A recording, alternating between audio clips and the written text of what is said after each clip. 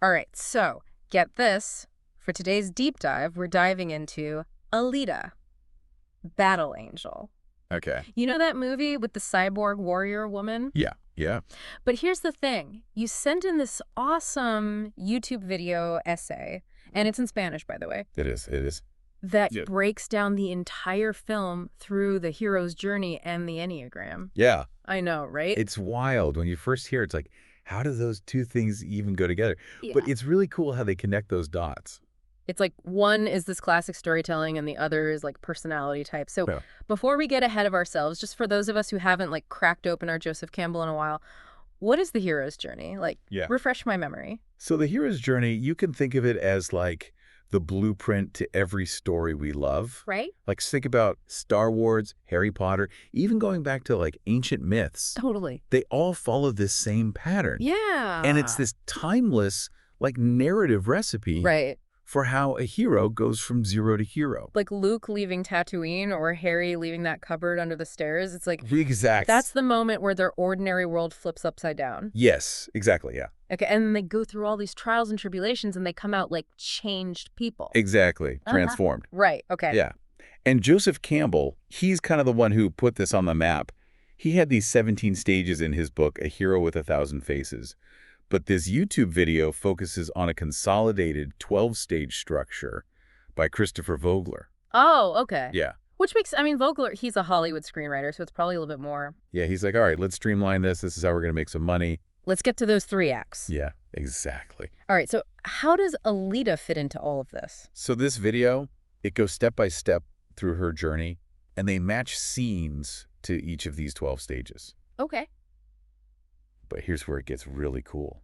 They've also tied in the Enneagram, like each of those stages. Oh my gosh, so you're telling me that as she's going through, like, each step of the way in this hero's journey, she's also embodying different personality types. Exactly. Okay. Yeah. And, I don't think it's necessarily that she, like, becomes each number at each stage. Right. But I think it's cool how they use it to kind of add these extra layers of meaning Okay.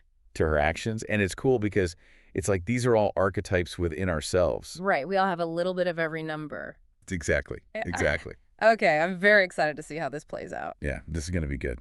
Let's dive into Alita's world. Let's do it. All right, so we're going step by step through Alita's journey Okay. with this Enneagram twist. Yeah. Where do we even begin? So the video starts right at the beginning of the film Okay. with Alita waking up in Ido's clinic. Right. She's a blank slate, Mm-hmm. no memory, Okay. and it's like classic stage 1, the ordinary world. Yeah, but like we were saying, there's always more than meets the eye. Right. So how does this blank slate Alita, like how does she connect to an Enneagram type at this point? Well, she's just happy to be alive. She's going with the flow. Yeah, she's not questioning anything. Totally. She's not worried about, who she was before or anything. Right. And so the video connects that to Enneagram Type 9, the peacemaker. Oh, okay. Right. Because 9s are all about that easygoing vibe, Yeah. avoiding conflict, trying to keep things harmonious. Okay. So it's like her amnesia is almost like literally embodying that merging with her surroundings. Interesting. Yeah. But then things change. Right. Of course. Yeah. Because it wouldn't be much of a movie if she was just like, Yeah. Just chilling in the clinic. yeah, thanks for this new heart. I'm gonna go back to sleep. Right. Exactly. So what happens? How does she get pulled into this adventure? Well, she gets a couple nudges, but the one that the video really points to is that scene with the monstrous cyborg. Oh, yeah, on the streets. Yeah. Like she sees this thing terrorizing people and she doesn't even hesitate. Right. She jumps in to protect Ido. Yes. Yeah. It's like this hidden strength that comes out. Yeah, and you're like, who are you? Exactly. It's like, where did that come from? Yeah. And it's like this fierce sense of justice. Right. Totally. So that's our first little glimpse, according to the video, of Enneagram Type 1, Okay. the reformer. The reformer. Okay. Right, because they have that really strong sense of right and wrong, Right. that drive to fight for what's good, even if it means putting themselves in danger. Interesting. Okay. So we've gone from peacemaker to reformer. Okay, so she's like this righteous warrior in the making. Yeah, yeah.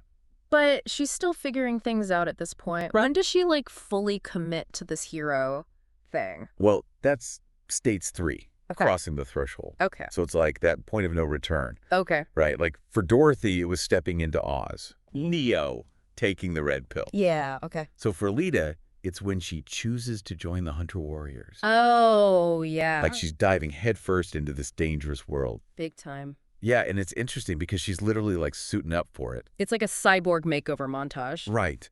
But it's not just like, the physical transformation. Right, right. It's mental, too. It's like this ambition that comes out, this desire to prove herself. Yeah. So the video ties that into Enneagram Type 3, the achiever, Okay. right?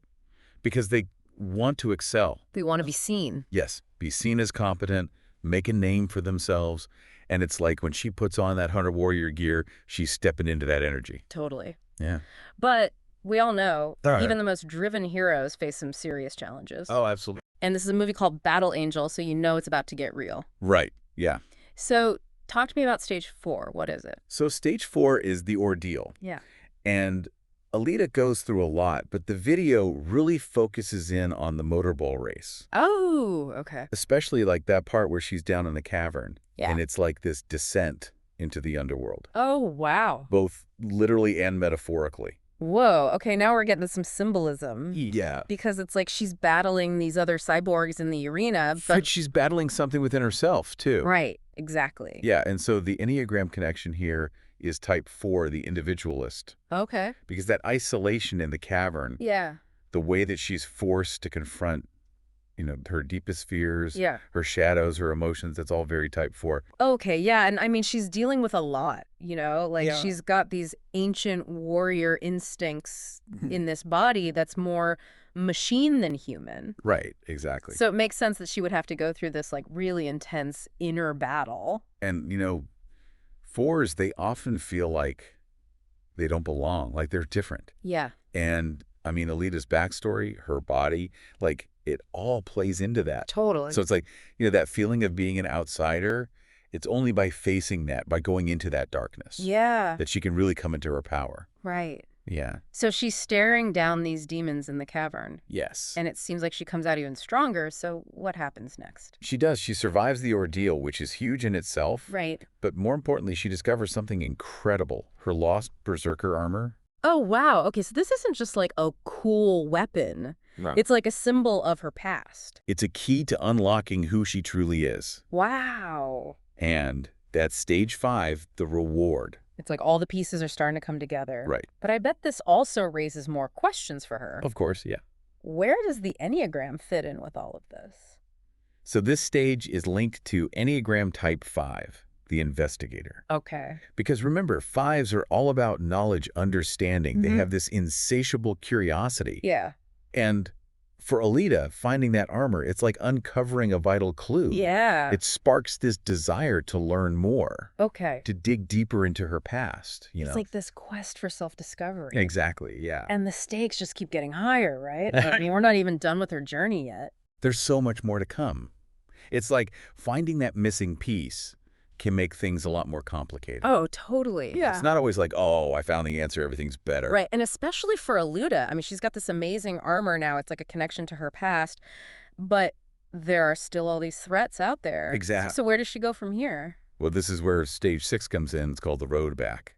And it's not always easy. Oh, I bet. It's like that point where the hero has to really process everything they've learned and decide, am I ready for what's next? Okay. And for Alita, a lot of that plays out during that whole motorball tournament. Oh, yeah, things get really wild in that tournament. Oh, for sure. She's got other cyborgs trying to take her out. Her relationship with Hugo is getting more and more complicated.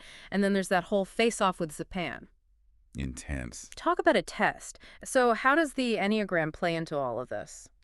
Well, this is where those type 6 qualities really shine through, the loyalists. Okay. Remember, 6s are all about security, loyalty, trusting their gut when things get dangerous. Right. And you see that in Alita, like she's constantly having to figure out who to trust, how to balance her feelings for Hugo with her loyalty to Ido, and all while trying to survive. Oh, totally. Yeah. It's like she's being pulled in so many different directions. Exactly. And those type 6 qualities, that courage, that fierce need to protect the people they care about, that's what helps her through this whole stage. I love that. Those are some of my favorite things about her, but wow, she really goes through it, especially in that factory fight with Zapan. I mean, Brutal. it's a miracle she makes it out. It is. But she does, and that brings us to stage 7, resurrection. Okay. So it's more than just her getting a new body after that fight. Exactly. It's like this emotional rebirth, too. Okay, I'm sensing another Enneagram connection You here. know it.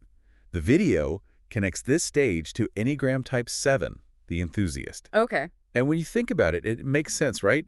Sevens are all about that resilience, always looking for the bright side. Oh, yeah. They don't dwell on the negative, they just keep bouncing back. And Alita definitely bounces back. She does. And that energy, that zest for life, that's what carries her into the final stage of her journey, stage 8. Okay, what is stage 8? Return with the elixir. It's that moment where the hero returns to their world, but they've been transformed by their experiences. Oh, They're ready to share what they've learned. so for Alita, what does that look like? I mean, she's the cyborg warrior. Right. How does she go back to, well, whatever counts as normal in her world? For her, it's about stepping into her power, embracing her destiny. Okay. And yeah, she becomes this champion in the arena. Yeah. But it's bigger than that. It's like she's become this symbol of hope. Right, like she's inspiring other people to fight for what they believe in. Exactly. And Sure. at this stage, it lines up with Enneagram Type 8, the challenger. It's that leadership quality again. Right. They are natural leaders. They challenge the status quo. They're always fighting for the underdog. Yes. And it's like every step of her journey, every Enneagram trait, it's all led to this. Wow, when you lay it out like that, it's kind of mind-blowing. It really is. And the thing is, this isn't just about Alita. We all have that potential inside of us. That's a good point. Even if we don't have super strength or a cyborg body. Yeah. It's about tapping into those different parts of ourselves, those different archetypes. I love that. And it makes you wonder, where do the other characters fit in? Like, what about Hugo or Ido or even Zapan? Oh, totally. I bet we could do a whole other deep dive just on that. We definitely could, but for now, I think this has given our listeners a lot to think about. I agree. And remember, this is just the beginning. Exact. Pay attention to the stories you love, the characters that draw you in. You might be surprised by what you discover. Love it. Until next time, keep exploring.